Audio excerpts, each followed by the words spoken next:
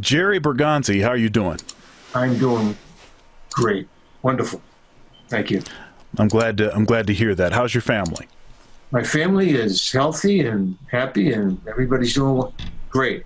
They're a little bit, wondering when this thing is going to end, but like everybody else. Yeah, it just keeps going on, and I do think that the sort of the just the lack of, I mean, how long is this thing gonna go? Is it going to go for another 3 months? Is it going to be another 6 months? Yeah. It's going to be another year. Some of the artists that I've interviewed, they have just decided to, well, pretty much, I'm just going to bank a year. So they're not even trying to like book, tours and things like that, because it's, Wow, that's amazing. I wasn't even going that far, but I guess it is going to. Bill Gates says it's not going to end until the end of 2021. He said for rich people, of course, for other people. right. You know what I mean?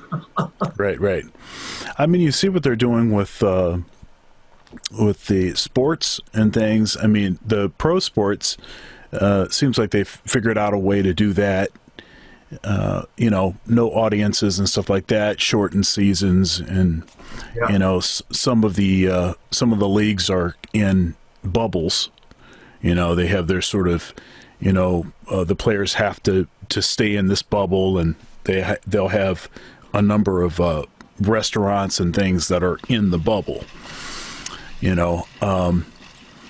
But recently they announced that Big Ten, it's all fall, autumn semester, all fall sports are canceled, and that's huge.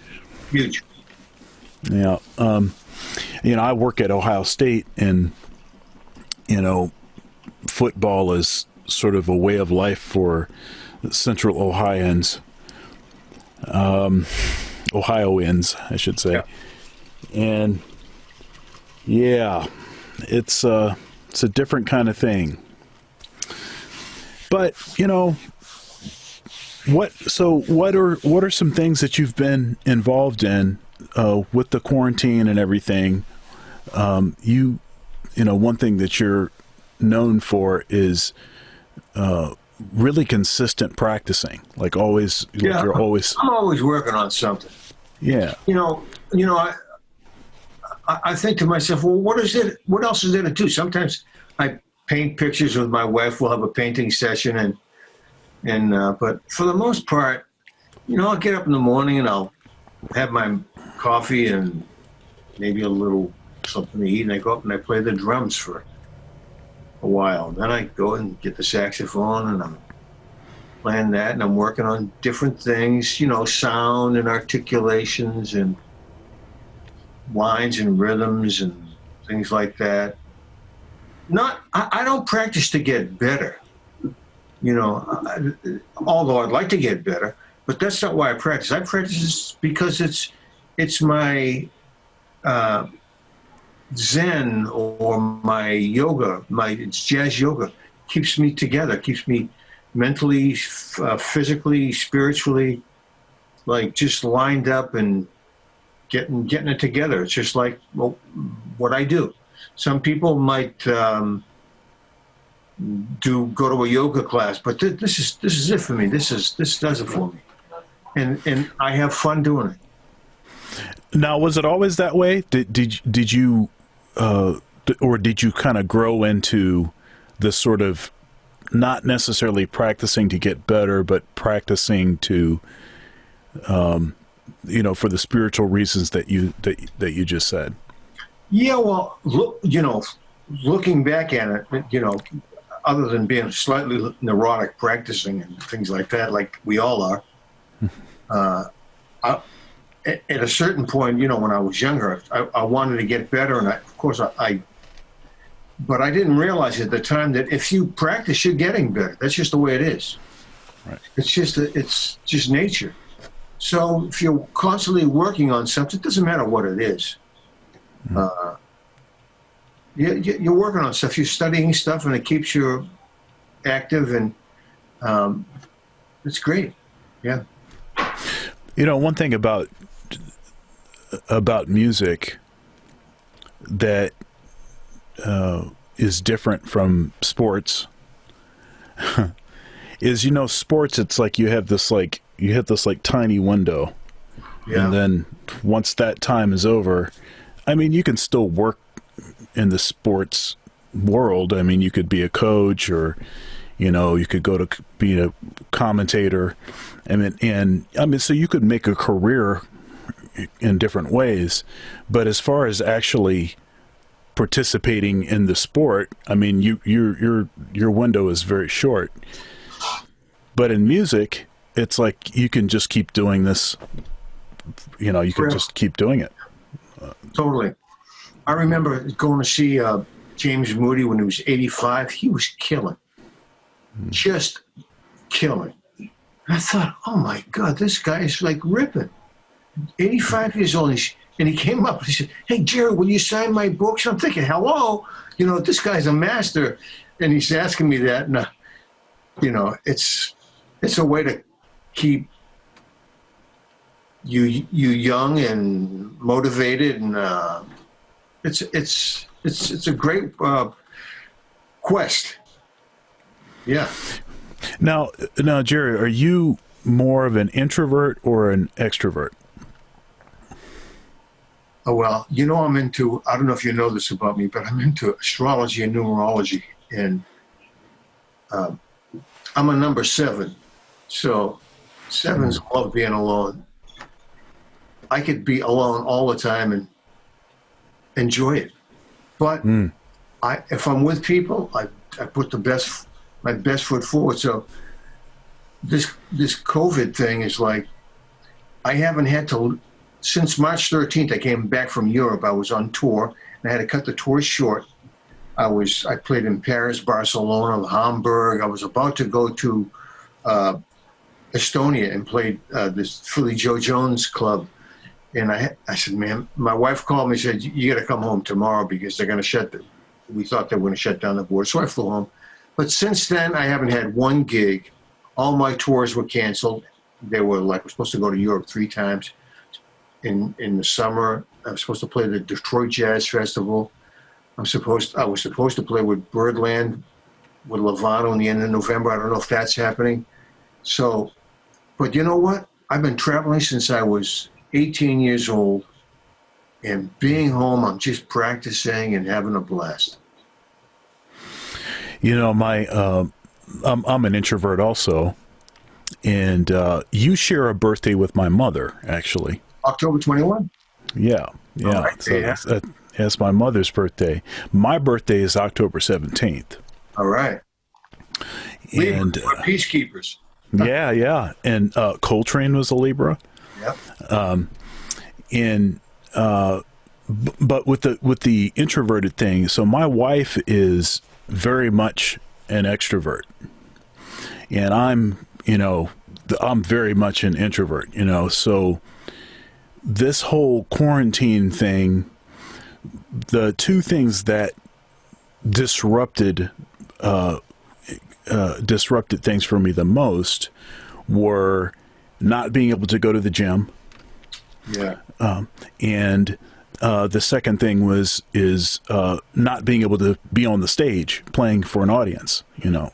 So those are two things that are central, components of who I am as a person. And so those were challenging, but honestly, almost nothing else was bad. I mean, everything else was like, okay, well, I'll practice more, or I'll spend more time. I started doing these interviews, and I wanted to do these interviews because I thought to myself, when is going to be the next time that I'll be able to talk to Jerry Bergonzi, at 10:30 on a Monday, yeah, so it's been. Thank you so much for watching my video so far. If you'd like to support, there are several ways to do so below. Also, likes are free. Please comment, share, and subscribe. Now back to the video. Yeah, so it's been actually quite productive and positive. All these, like we were talking before, is all these questions about how long this thing is going to last and how much is this thing going to sort of destroy the economy. I've not been particularly satisfied with the sort of lack of coverage by the media or even concern for people that are freelance, freelance artists, and people that are in the service industry, and how this thing has totally destroyed people's careers. I mean, they went from hero to zero overnight with no information about how long the thing is going to go, Well, can I talk a little about astrology? Sure. Well, when the United States had its birth, 1776, July 4th, they have an astrology chart. And in their astrology chart, the planet Pluto is at 27 degrees Capricorn. And it took 244 years so far before it's come back to that degree. When Pluto comes back, it's called a Pluto return. It means destruction of governments and things like that, but death, rebirth. That's what's happening right now. And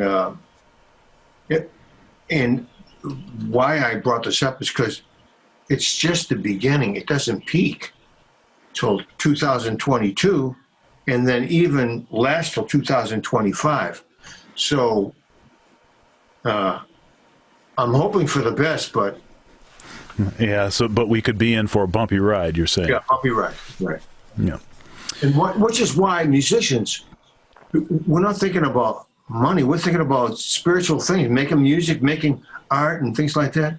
In a way, we have an important job balancing the materialism that's in the planet, But, right. Yeah. So we have a few people in common. Aaron Goldberg.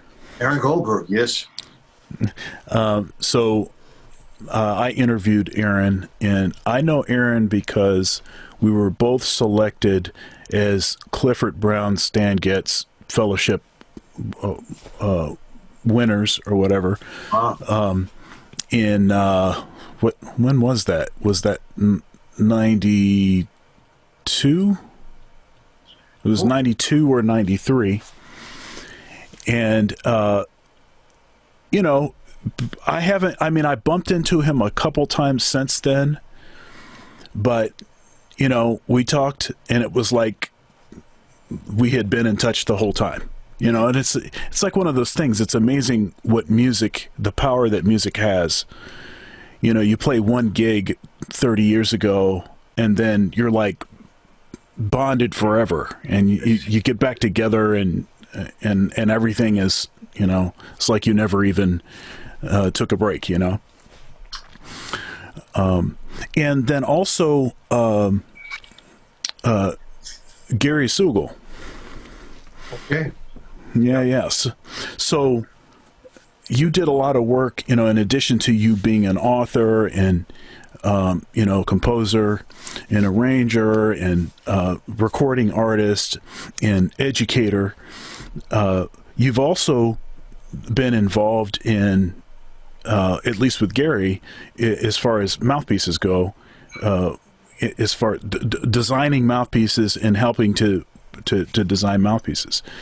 Can you talk a little bit about what that experience was like working with Gary? Sure. Gary was a student of mine, and not like an advanced student, but kind of just started playing the saxophone. He had played a couple of years, and he was going to Berkeley and decided he was going to take some lessons outside of the school. He started studying with me. He said, I'm actually thinking about making a line of mouthpieces. So I I'd like to get you involved. So I said, okay, Gary, if I'm going to get involved, I really want to make a mouthpiece that I really like. But we never got around to that, really. He made mouthpieces, independent of my feedback that I would give him, because he went his own direction. I totally get it. So, yeah, that's all I know about Gary. And since then, I've been working with Aaron Drake, working on mouthpieces, and he makes fantastic mouthpieces, Drake mouthpieces. Yeah, and so, well, I guess you can talk about that. I mean, talk about that relationship and what's involved. What is involved in? Oh, this is going to get deep. Okay. Yeah. Mouthpieces. Oh man, I knew it was going to get down to this eventually. Well, mouthpieces are like dentures. You put somebody else's dentures in your mouth, it's just not going to work. So you have to find the right dentures or the right mouthpiece for you, the sound that you hear. Mm-hmm. And like, I listen to people playing, and I can almost tell what equipment they're playing just by the sound that they're getting, whether it's a big mouthpiece or small mouthpiece.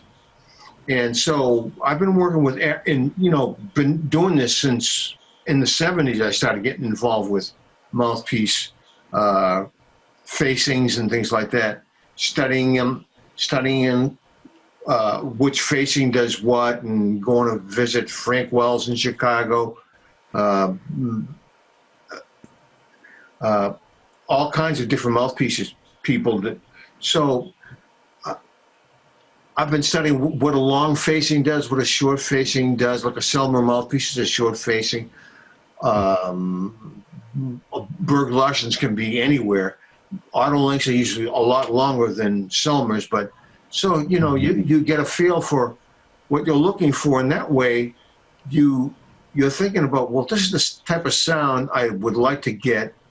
What equipment should I use? And now I've been working with Aaron Drake, and we're working on exactly that, getting the equipment that produces the sound that a lot of contemporary tenor players would like to have. I see. So in your own setup, in your own mouthpiece, what kind of mouthpiece or what kind of setup? I mean, do you tend to have a raised baffle? Do you tend to have a pretty lower? For my whole life, I've played just links, auto links, right, and without any baffle. With the baffle that came with it. But it's the curve. When you get the curve right, you can get that mouthpiece to pop. If the curve's not right, you just got to find a perfect reed for it to work. Mm-hmm. But, as of late, I've had, working with Aaron, just raise the floor slightly. So it's not really a raised baffle. The chamber's slightly smaller, so you get a little bit more power to deal with today's music, like bass players with amps and right, yes, et cetera, et cetera. So now I'm working with I call it the Presence model, which Aaron Drake is working on, that has a lot of it has a lot of Selmer quality, the Selmer soloist qualities, but opened up instead of a D or a C, opened up to 7 stars, 8s, or whatever you use. I see. And it projects, but still is warm. I don't want to have a cold sound. I want a warm sound and something that's attractive. So I'm working to have that, but I want to have the presence to have an impact on the people that I play with. And what kind of reeds? What kind of reeds are you playing? I play Rico Select, number 3s. Yeah, back when I was playing Kane, that's been a long time. I play synthetic. Well, what kind? So it depends on what depends on what horn and for what purpose, but for all the jazz stuff, all the commercial stuff, I tend to play Fibrocell Premier. Okay. So that'll be on Barry, on tenor, on alto, on soprano. I play Leger signature. Okay. Clarinet is Leger signature. Bass clarinet Leger signature. Man, you play all the instruments. Damn. Oh, I always tell people, they ask me about how many instruments I play, and I say, well, I play whatever I need to play to be able to say yes to the gig. So it's very utilitarian that way. I'm similar, but my gigs were different. I played bass. Mm-hmm. I played bass behind strippers and comedians for a couple of years till I got enough money to move to New York City. And then I played piano. I played piano gigs, played drums, but I never got my doubles together. I don't play flute. Clarinet, somebody borrowed it and never gave it back. But I have a bass clarinet. I've been playing that. But, yeah, it's a work in progress. Yeah, well, we have time right now to be working on those works in progress. Yes, so exactly. That's fine. So I tend to be with the synthetics. I just went through kind of a terrible experience with Kane, in about, let me think of the year.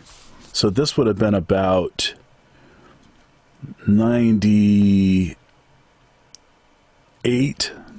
99, and there I started having a lot of issues with Kane. It's like the quality of the Kane really took a nosedive. Which company did you use? What Kane? Well, I was playing the last reeds that I was playing on that I could get to work with some reliability. What were the Rico Jazz Selects reeds? Those tended to be more consistent than the other reeds. I was having an issue where I would play, you buy a box of 10 reeds or 15 reeds or something, and I could get like 2 or 3 of the reeds to play. I would say that was a good percentage for me. Oh, wow. Yeah, I hear you. Yeah, that's the way it is. It's wood. Every reed is different. It's like, and for my whole life, and I'm talking about, ever since my first teacher, Joe Viola, my first real great teacher, would tell me that all about reeds, and everybody would say, well, reeds, they're not as good as they used to be. They're not as good as you. For my whole life, reeds are like wine. If it depends on the how much rain they got, how much sun. Every year it's different.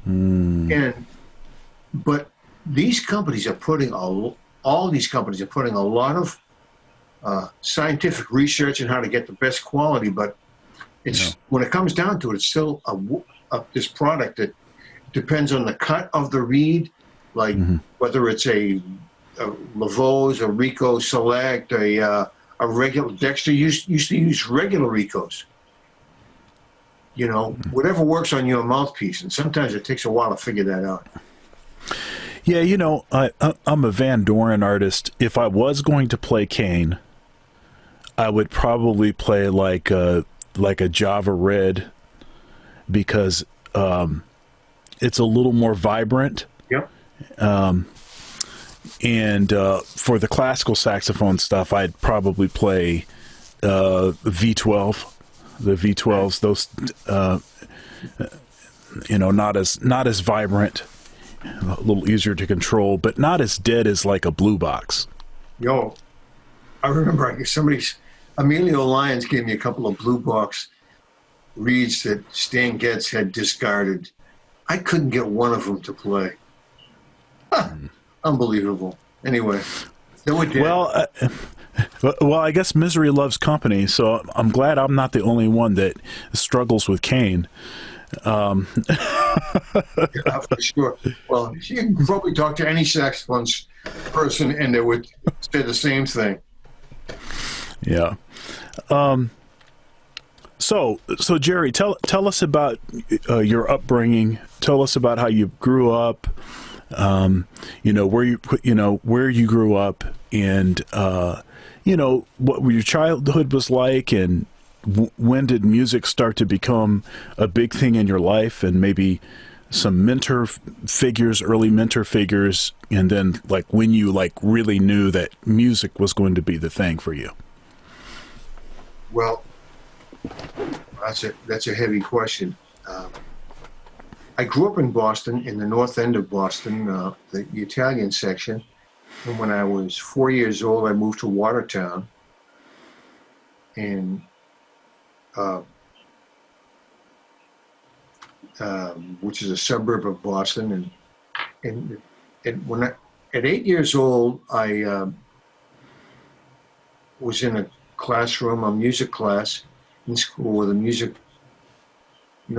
regular music teacher comes by once a week, and they gave us a music aptitude test. They played the lowest note on the piano, and then they played the highest note on the piano. And they said, was the second note higher or lower than the first? Well, 50% of us got it right, and they said we were musically gifted. And so it's crazy. So they said, what instrument do you want to play? I said, I want to play the trumpet. I said, no, according to this test, you'd be better off on clarinet. So I went home and asked my mother to buy me a clarinet, and she said, get lost, But after a while, I got this U.S. Army clarinet medal, and my uncle, who was a jazz musician upstairs, he played trombone, bass, and guitar. At 8 years old, he bought me some Lester Young records with Count Basie. So I'm listening to Lester at 8 years old, and some Duke Ellington records and some small band record, but just listening to them, just not thinking anything of them, practicing a little bit. But age 13, a friend of mine came over with Miles Davis with Coltrane, Art Blakey record with Wayne and Lee Morgan, Night in Tunisia, Sonny Rollins record with Trio Brass. And I heard that, and that's all I wanted to know. Then I started taking lessons with Joe Viola at Berkeley School of Music at that time, and I, was studying with him, all practicing like a maniac from the 10th grade up. Then I was in John LaPorta's youth band and Greater Boston Youth Band. John LaPorta used to teach at Berkeley, and I was in his youth band in 11th and 12th grade. Then I couldn't afford Berkeley, so I went to Lowell State Teachers College.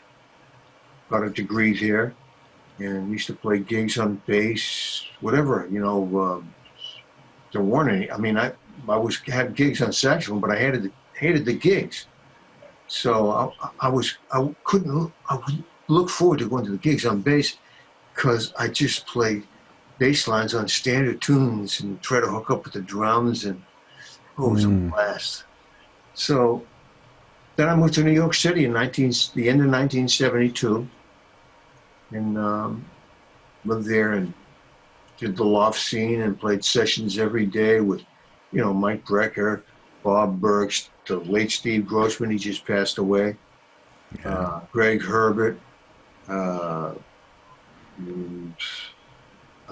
Victor Lewis, John Schofield, Joe Lovano, Billy Drew, Steve Slagle. Everybody used to come by, Paul Moen, and play sessions every day. And then in 1978, 79, I moved back to Boston because she needed a change of pace. And all of a sudden, I was working these little jazz joints all the time, 4 and 5 nights a week, because the drinking age was 18. So all these kids would go to hear jazz, and then they turned it to 21, and the jazz scene folded.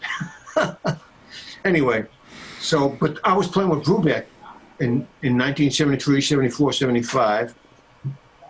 78, no, 79, 80, and 81, touring the world and making a week's pay. But all that time, I'm working on my own music. Mm. Yeah, that's about it. So and you asked me, when did I figure out that I was going to be? When I was about 30, I said, gee, I wonder what I'm going to do when I grow up. I said, I guess this is it. I'm not qualified to do anything else. Wow. Yeah, I mean that you know the folks that you've played with. I mean, you've played with everyone, and it's pretty amazing. How well did you know Steve Grossman? Well, I first met Steve. Hal Grossman, his older brother, was a trumpet player, really a good trumpet player. And Hal and I would do these R&B gigs in Everett, Massachusetts, right outside of Boston, where we'd see bodies flying up in the air from fights and all that stuff. It was a rough club. You just avoided eye contact with everybody.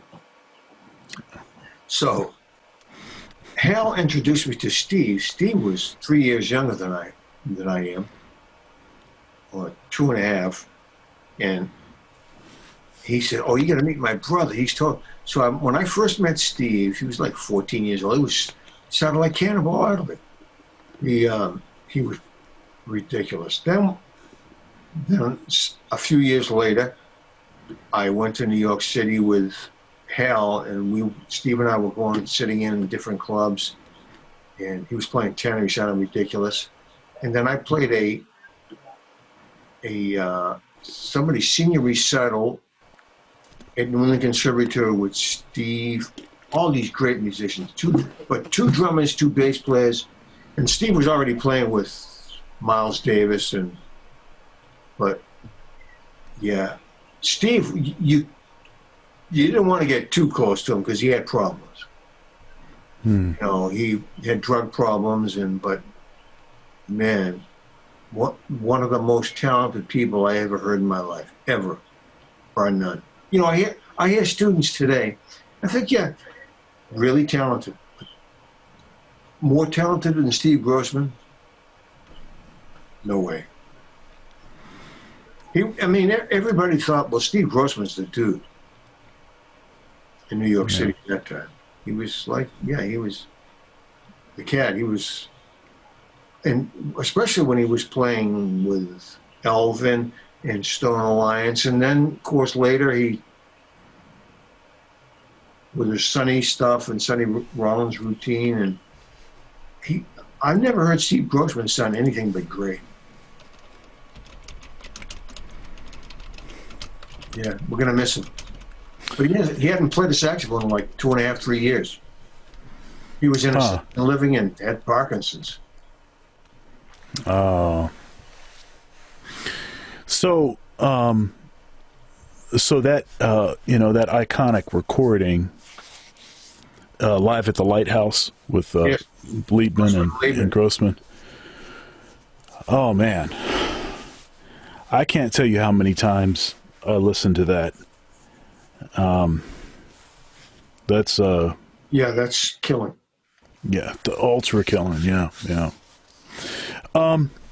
Okay, so I asked you about, or we talked a little bit about practicing, but now I want to kind of dig into what is it that you're actually doing when you're practicing. So, and understand my question is not what's good advice for a beginner or for a student, but rather what are you working on and what is it that you're interested in, developing? That's a great question.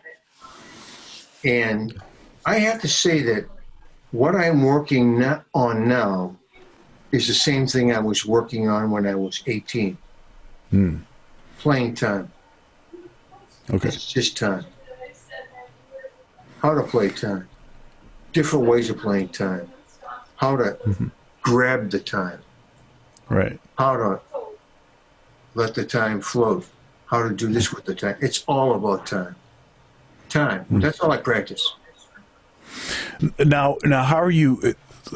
What in particular are you doing to work on time? You know, like give us some logistics. Well, articulation and trying to be in the moment with your articulation. So you're not pushing the time. You're not backing up on it. It's right in the moment. You know, it's like great time players like Joe Henderson, Cannonball, Train, Sonny Rollins.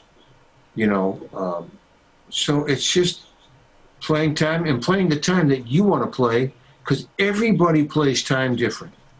So you have to hear the time that you want to play and figure out what it is. Oh, you know, Joe Henderson said about Dexter, he said, yeah, Dexter plays tomorrow's ideas last week because he played so. So you got to figure out where, and you know, get a time field that accommodates different rhythm sessions. Because if you play time just one way, it'll fit with one rhythm session, doesn't fit with another. Right. So that's what I think about playing time. And also the thing about time is a different concept of time will be better suited for certain styles of music. Yes. You know, there's hard bop time, like you listen to John Coltrane when he plays. I hear a Rhapsody on Soul. What is it, Lush Life? Forget now. And Lush Life. And the way he tongues, you know, he's tonguing every note, even in faster tempos. Or, and then you hear later he's got the same impact on the time, but he doesn't have to tongue them. So how, you know, that sort of thing. It's interesting, like in that time period, you know, you wrote the tune Like Sonny. Yeah. It's like he was trying to do the same thing that he perceived Sonny Rollins was doing. Yeah. At least in a certain time. Yeah. When I listen to that tune, I don't hear Sonny Rollins. I hear John Coltrane, you know, but to me, that's more of, I get it. He's tipping his hat to Sonny, but that's John Coltrane's. Oh yeah. You know, definitely. You know, Coltrane is an interesting figure because, I mean, he was a human being, so you know he made mistakes, and his personal life was not, you know, pristine or anything. He was a human being, but in his music, it's like he did that the right way. He like followed all the right rules, you know, and he just did it way more than everybody else. So like when they talk about, you know, that process of becoming great at something, you know, you have to emulate, you know, you have to internalize, you know, and then after you've done that, then you're in a position to innovate, right? Yeah. It's like kids now, it's like what they want to do is like, hey, I'm trying to innovate now. Say, but hey, but that's not the pattern. That's not the way it works.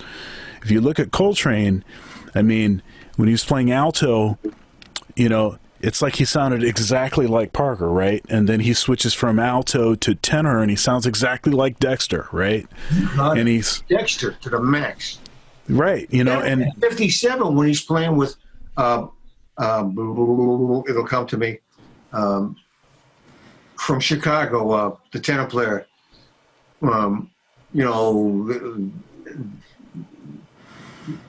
Sonny Stitt and. Oh man, it's skipping me. He's playing alto. It sounds just like Coltrane. 57, because he's not in the Coltrane. He's not in the Bird mold anymore. Yeah. Yeah, you know, it's interesting how that Gene Ammons. That's Gene Ammons. Okay, yeah, recordings with Gene. One recorded with Gene, but they made it 2 CDs. In Right. 1957, shot. Wow, his alto solos are like, it sounds like 57 Coltrane on tenor. Yeah, yeah, it's pretty a pretty you know, such a profound figure, you know. So as he's continuing to develop, he keeps evolving. I mean, he's you know, changing, and it's like he's picking different folks as sort of prototypes to sort of align himself with. I mean, he did that with Miles. He did it with some of the avant-garde players, especially you know, Eric Dolphy, and you see and you start to hear how that is turning his playing a certain way. It's like he would always identify a particular player, and then he would try to really internalize that, and then yeah. And that takes a lot of time. That's hard to do, and you have to practice a lot if you want to be able to do that. And I think that's one of the reasons why a lot of younger players are not particularly interested in doing that. It's too much work. I mean, Coltrane didn't have a computer to deal with. He just practiced today. Right. Right. Hello, you know, people spend half their time on the computer or emails and this and that. Yeah. It's incredible. Yeah. So what projects are you working on right now? I mean, you mentioned that you're always working on something. Well, you know, lately I've been getting together with musicians once a week, virtually. I have a drummer from Germany, a bass player from Sweden, and a piano player that's around where I live. And we play a session. We try to, every week, virtually, we're trying to figure, man, how can we get this? The bass player said, man, by the time he hears me, I'm 2 beats late. The piano player said, I'm 1 beat late. So we're trying to figure out, and I was trying to play with the piano player last couple of weeks ago, and if I'm 1 beat late, okay, cool. I'm going to improvise 1 beat early. I'm going to come in on the changes a beat early, or 2 beats early, which I do that anyway, just for a, you know, way to play.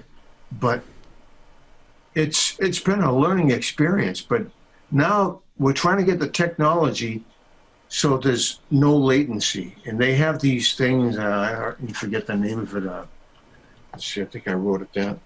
But unfortunately, it depends on how many miles away you are. You know, so a lot of times it doesn't work. Sound jack, you know. Yeah. I was going to say that there's some software that they've developed to be able to address that latency issue, and some of these studios are using that. Now, but obviously, you know, you're still going to have an issue, some kind of issue, and then figuring out exactly what the latency is going to be like a trial and error kind of thing. But yeah, that's still very, very cool. Yeah, and a bass player friend of mine, Bruce Gertz, came over, and I played drums and he played bass. We laid down some tracks on this thing called acapella on his phone, and then I played piano on it, and then I played saxophone.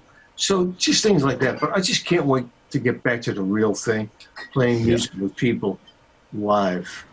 Yeah, that's the deal. So, you know, you mentioned the thing about it might have been before we started rolling. We were talking about just kind of getting used to the new normal, you know, looking at the screen a lot and the technology and getting used to all of that. And you know, one thing I was thinking about is, actually, it's not even about thinking about it. It becomes obvious that this is a poor replacement for actually sitting in the room with a real person, you know.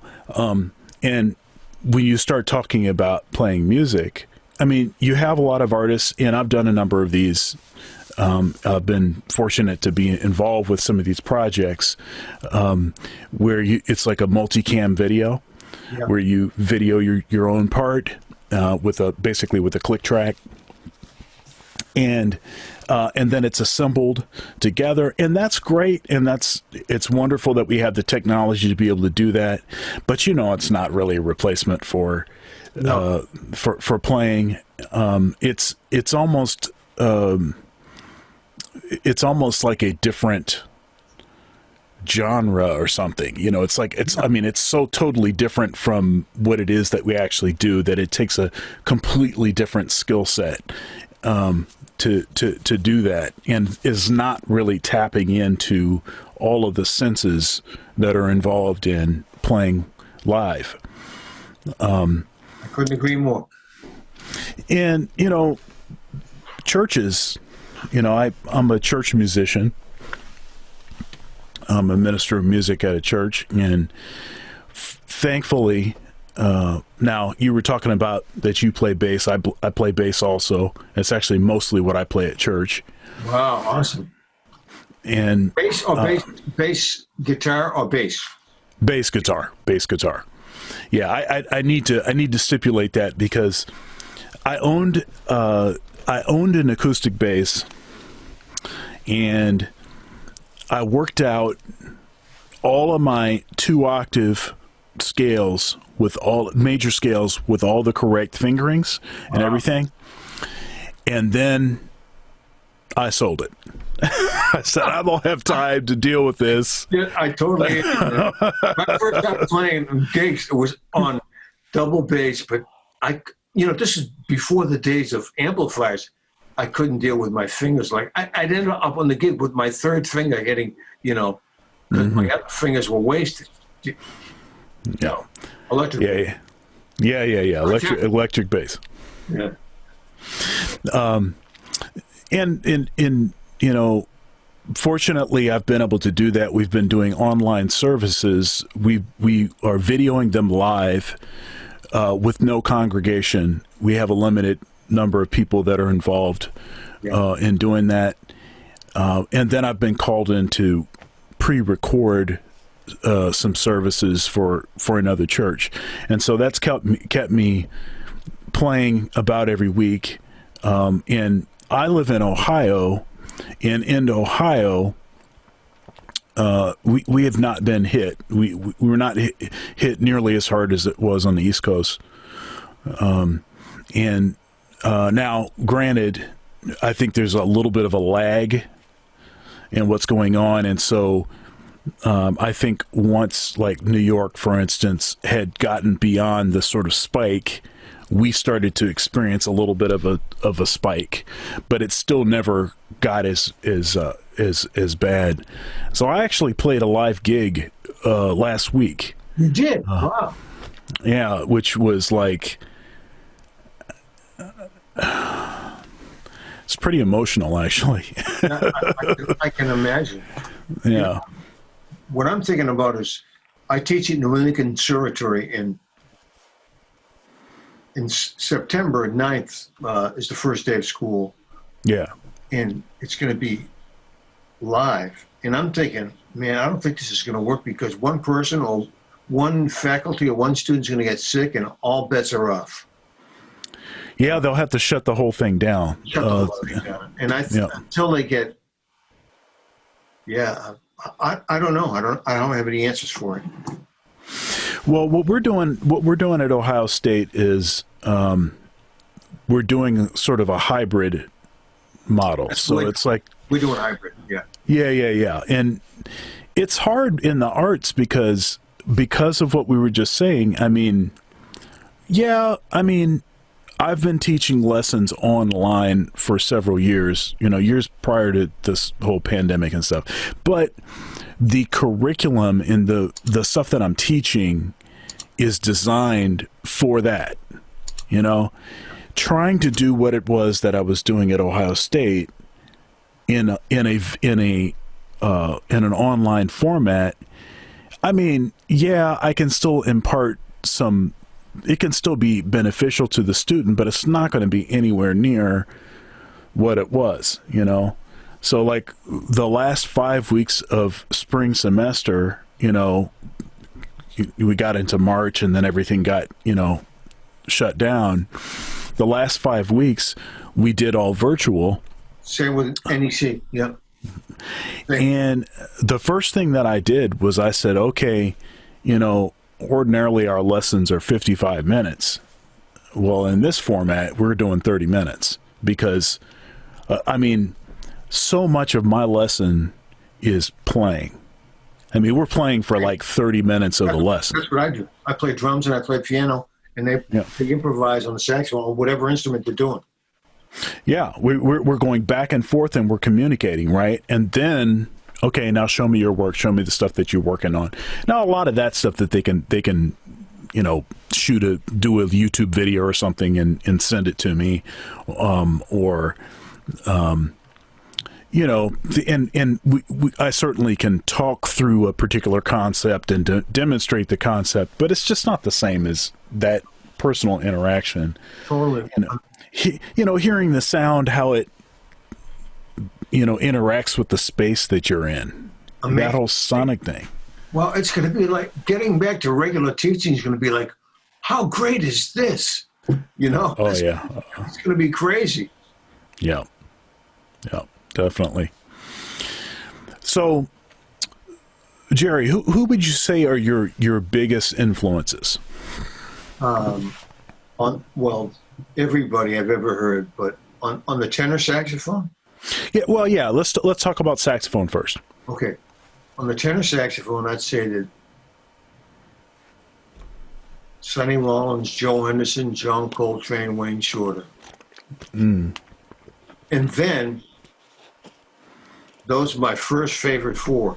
Right after that, Dexter Gordon, Hank Mobley, Stanley Tarantino, Sonny Stitt, tenor alto. Yeah, but I'm just talking tenor right now. But that everybody ever heard. Somebody asked me, who's your favorite tenor player? And I said, the last tenor player I heard. I fall in love with every tenor player I ever hear. You know, students, doesn't matter. I love them all. Yusef Lateef, you know, Paul Gonsalves. Yeah. So, and how about the other instruments? Do you have sort of a prototype for piano? Well, you know, I love Herbie Hancock, McCoy, Bill Evans, Chick Corea, Wynton Kelly, Red Garland. Yeah, I think obviously every player that you just said, I love, you know, for saxophone and keyboard. I think my favorite keyboard player is Kenny Kirkland. Kenny Kirkland, ridiculous. Yeah, I think that's my favorite keyboard player. I mean, get it? I totally get it. And it's interesting. I mean, of course, I love Herbie. You know, and obviously Kenny wouldn't sound like Kenny without Herbie. You know, you got it. But there's just something about the strength of Kenny's right hand. He just has his right hand is so strong, and the sort of acrobatic and all of the rhythm, the swing that he gets out of the lines that he plays, the impossible lines that he plays. I was supposed to do a gig with him, with Gene Pearl and Don Elias. Don Elias, and we were supposed to play a tour in Canada. And I fly to Canada, and no piano player. It's because Gene told Bob Menser that, the gig is off. So Bob told, and and the whole thing got messed up. But anyway, we had to play trio. Yeah. But yeah, ridiculous. Yeah. So Kenny Kirkland and on saxophone. Bob told Kenny that, yeah, he said, Kenny saw him on the street, says, hey, Bob, we doing that gig next week? He said, no, the gig, Perla told me the gig is off. So Kenny said, okay, cool. Never showed up for the gig. So the opportunity I had to play with him never happened, unfortunately. But I love the way he plays. Kenny Kirkland, wow, a monster. Yeah.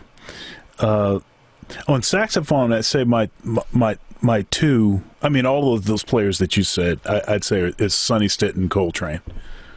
Yeah, I get it. Those are probably my two biggest influences. And then after that, some of the modern players have been pretty influential. Chris Potter and Donnie McCaslin. Oh, yeah, awesome. Donnie teaches NEC. He's awesome. Love him. Chris Potter, he's a freak. Yeah, I interviewed Donnie, and he's a beautiful person. Like very, it was a good conversation. Yeah. So I was asking you about projects. Do you have maybe some recording projects that you had in the can that you were kind of waiting to release? My last one came out in April, I believe. It was called Nearly Blue. And you know, I don't have any. I mean, I could, but I don't. I was planning on going into the studio, right, with musicians and doing another one, but then this hit, and all bets are off at this point. So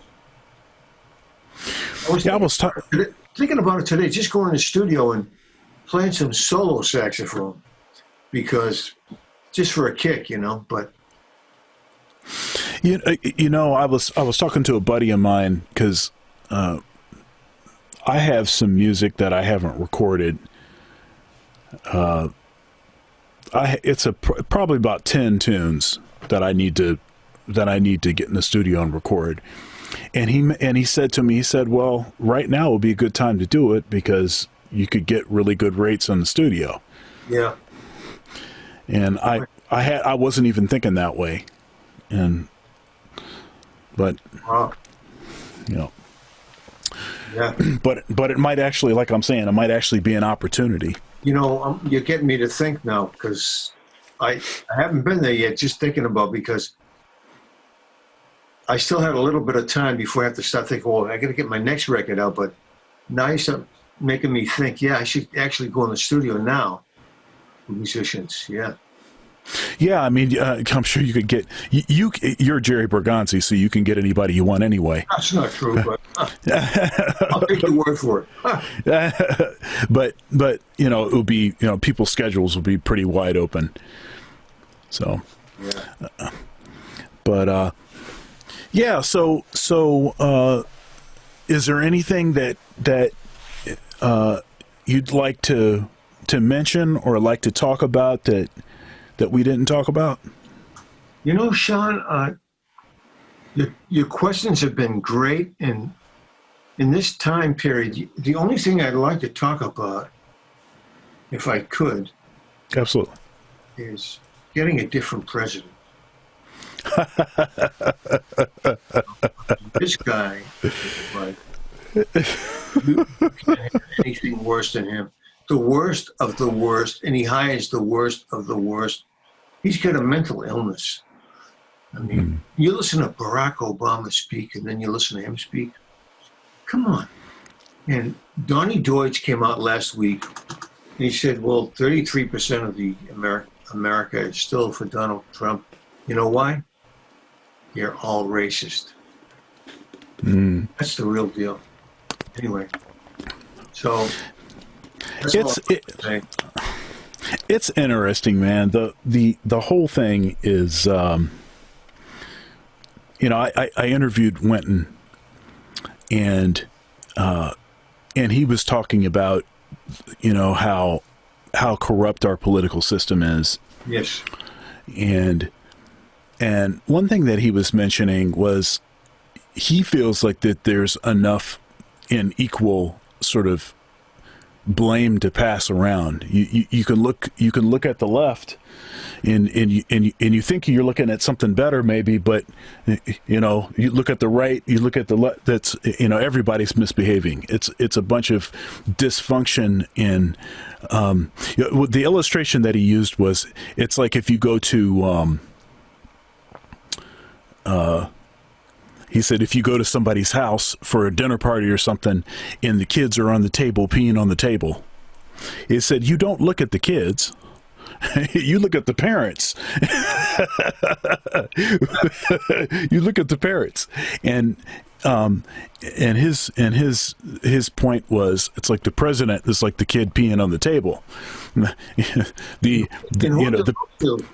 rest of the Republicans who are enablers. I mean, the Jim Jordans, the corporate bitch McConnells, all these people who, like the Lindsey Grahams, the people that they just line up behind him. It's one lie after another. It's like the left has their problems, the right has their problems, but just tell us the truth. Yeah, it's a real crap show. And the post office stuff right now, this is really scary. Because everybody realizes this guy is a moron. And they'd like to get him out because you can't get anything worse than him. He's the worst president in the history of the United States. You can't get anything worse than him, but now he's going to steal the election. Oh, could. Especially if he's got all these talking points from Vladimir Putin. And anyway, don't get me started. Yeah, I'm from the East Coast. We're all. Yeah, my thing. I'll tell you, my thing was, when I knew. I mean, what I knew about this guy before he won the first election, I had already signed. I had already decided this is not the kind of guy I wanted. He's a dirtbag. He's a rapist. How about rapist? Misogynist. I mean. Racist. How about the Barack Obama, the birth of the New York City Five? Come on. I mean, give me a break. You can't. What does it take? This guy could, what's he got to do? Explosion of a nuclear bomb on a city and say, oh, it was a mistake. Democrats did it. They still believe him. He has a lot of problems, but I knew it was going to be an issue because of his reality TV. Because now if you look at, I mean, the guy's a narcissist. You think? a lot of the stuff that he says, it seems like he says it because he's trying to get more attention. He's working that whole he's working that whole reality TV thing, getting votes, that whole populism thing, That's when I knew that was going to be an issue. Have you seen the movie Idiocracy? No, I haven't seen that yet. Oh my goodness. It's actually that movie's probably 10 years old, 15 years old or something like that. But it has Maya Rudolph, from Saturday Night Live, and it has one of the Wilson brothers in it. What's his name? I can't think of his name right now. That's okay. That's all right. It's all right.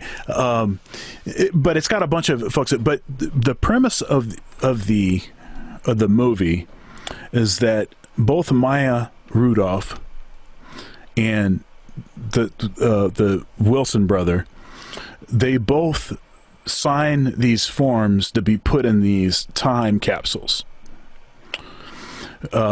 So what happens is, all kinds of years pass, and then when they emerge, they're actually the two smartest people on Earth. And these are totally average people. Maya Rudolph's character, she was a prostitute. And this guy was like a washout in the military. I mean, he had some kind of, he was sitting in the basement, of a facility waiting for people to come and check out stuff. That's what he did. Yeah. And they're like the two smartest people on earth. And because of sort of commercialism and everything else, and the more educated people would get, the less they would have kids, and the less educated people were, the more kids that they were having. And so what it started to do is it started to create this great imbalance, and all of the marketing slogans just created total idiots. Everybody was just totally didn't understand basic stuff.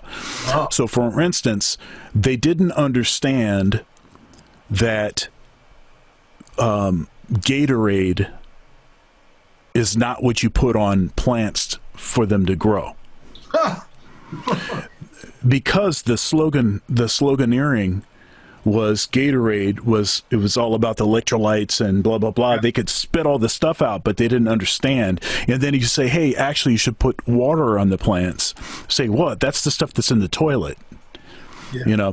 So they didn't even have any perspective on just basic way that stuff works. But obviously it's a satire. It's a great movie. I think you would really dig it. And I think a lot of what we see right now in the world, there's a lot of truth. Yeah. Yeah. But, well, Jerry, it's been great talking to you. Great to talk. Call me anytime. Just chat, whatever.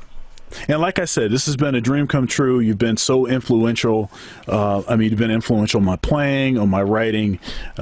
You've been influential on my authorship. I have a book out, and your books, Walt Weiskopf's books, Trent Keniston's books. Those were books that I looked at them closely and for the kind of quality that I wanted a book to be. And so I really appreciate that, all that you're doing to further jazz education. And, keep it going. Thank you. Thank you, Sean. Take care. God bless you. God bless you. All right, now. Bye-bye. All right, bye.